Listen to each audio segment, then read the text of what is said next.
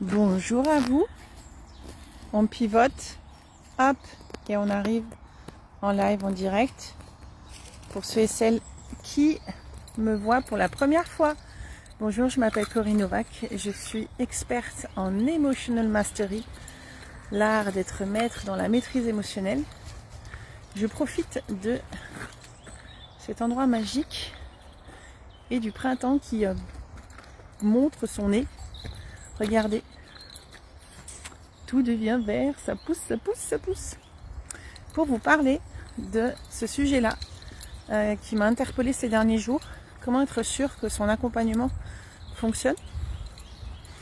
Parce que j'ai échangé depuis maintenant 10 jours avec énormément d'accompagnements. Je crois qu'on doit être sur une 50aine d'accompagnants très expérimentés qui travaillent justement sur le changement. Et pour beaucoup, le point commun a toujours été en fait, je ne suis pas toujours sûre du changement qui s'opère chez mon client. Pour diverses raisons.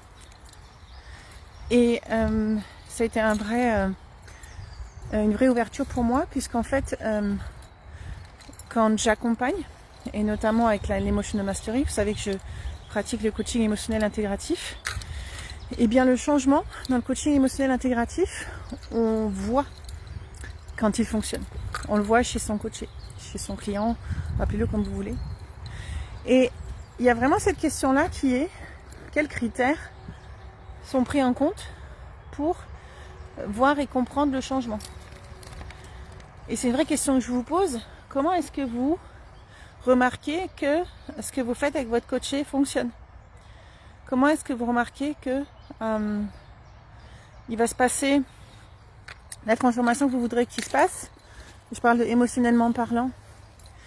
J'ai pu échanger, j'ai eu des conversations très profondes avec des accompagnants vraiment expérimentés qui me disaient, moi parfois dans des accompagnements, eh bien je me retrouve face à un client qui se ferme et là je sais plus quoi faire.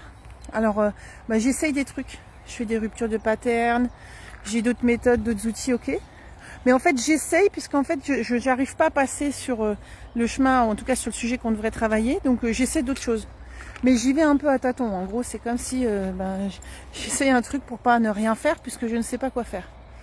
Et ça, j'allais dire, c'est normal que ça se passe comme ça pour beaucoup, parce que une des sources de cette manière de faire, de ce comportement-là, c'est que dans le métier de l'accompagnement, qu'on soit thérapie ou coaching, on apprend des méthodes, des outils, mais on apprend rarement à accompagner dans le sens comprendre tout ce qui fonctionne derrière ces méthodes, ces outils, pour avoir en main une maîtrise de l'accompagnement, l'art d'accompagner. Et dans le coaching émotionnel intégratif, c'est là-dessus qu'on met le focus, ce qui fait que, on n'est pas, on sort pas des méthodes de sa boîte à outils pour pouvoir simplement essayer de passer certaines objections du client. D'accord, parce qu'on n'arrive pas à les lever. Vous voyez ce que je veux dire? Donc ce qui est important, c'est à mon sens d'aller poser son focus sur des compétences qui sont nécessaires pour justement pouvoir passer les blocages, pour justement reconnaître quand des émotions sont bloquées, reconnaître quand des ressources sont activées chez son client. Forcément, il y a des compétences, je vous en cite une, c'est la lecture du non-verbal, qui est une compétence qui est nécessaire, qui est plus que nécessaire, puisque si vous arrivez à lire le non-verbal, vous arrivez à lire quand une ressource est activée chez votre client, vous arrivez à lire quand le client sort de sa fenêtre de tolérance, vous arrivez à lire quand le client est en contact avec le stress, vous arrivez à faire plein de choses. Ça, c'est une lecture, par exemple. Vous arrivez à lire sur votre client quand vous avez débloqué. Vous arrivez à lire quand la motivation est activée. Voilà, il y a plein de signaux qui vont vous donner justement ces indications-là. Et vous ne restez pas bloqué face à des objections. Donc ça, c'est un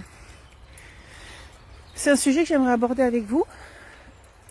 Je ne sais pas qui c'est qui est en ligne et qui me regarde. Bonjour.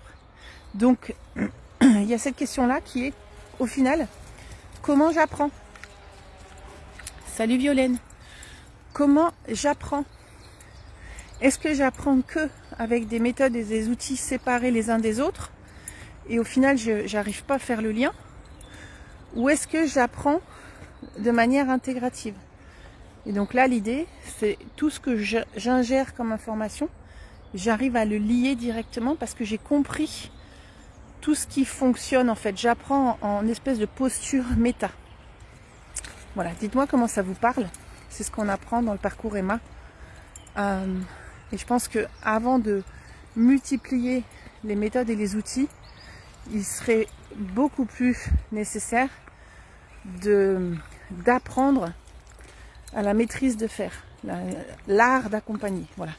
Ça, c'est un vrai sujet qui se situe au-dessus de toutes les méthodes et les outils qu'on peut avoir dans son portefeuille. Voilà. On a fait un challenge sur le sujet. Si vous voulez, il suffit juste de m'envoyer un mot, vous pouvez écrire dans les commentaires challenge et on vous enverra le replay. Il est extrêmement bien construit et il vous amène dans cette réflexion d'accompagnant. Je vous souhaite à toutes et à tous une magnifique journée et on se dit à très vite.